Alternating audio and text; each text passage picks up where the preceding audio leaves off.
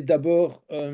j'étais responsable en partie dans ma carrière des politiques d'intégration des personnes avec un handicap dans le cadre des ressources humaines et de la politique de diversité et d'inclusion d'une multinationale américaine. Et donc, dans le cadre de cette profession, j'ai été amené moi-même à voyager de par le monde régulièrement. Et donc, j'ai pu expérimenter l'intégration des personnes avec un handicap à l'étranger,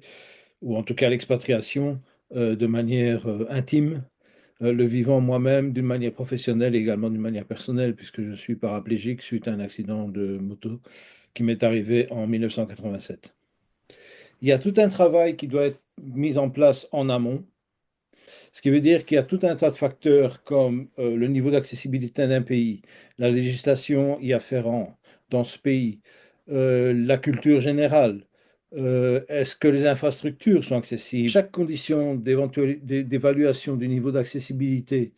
physique et digitale doit se faire toujours en concours avec la personne qui va se déplacer.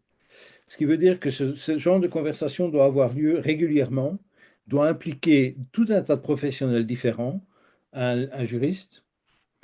pour mesurer le niveau d'accessibilité et l'arsenal législatif dans un pays, avant d'envoyer cette personne, avoir une personne experte en matière de santé, docteur, enfin médecin, infirmière, peu importe, mais quelqu'un qui pourra éventuellement apporter un certain éclairage scientifique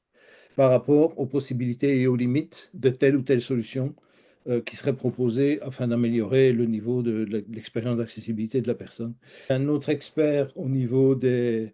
infrastructures logistiques, transport, etc., parce que ce sont souvent,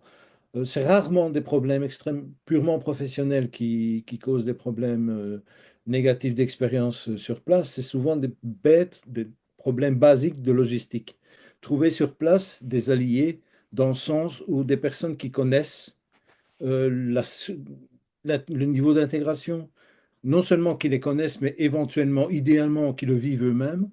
qui peuvent l'incorporer et l'exprimer à cette personne, partager, je pense par exemple à des NGO, qui permettent justement d'avoir une meilleure idée du véritable niveau d'intégration des personnes avec handicap dans un certain pays. Et ma dernière recommandation, ça serait éventuellement, si le budget le permet, d'envoyer cette personne pour une semaine en test pour véritablement ressentir les effets sur sa personne et sur son environnement pour être certain que l'expérience prolongée de quelques mois ou de quelques années pourra être véritablement effective.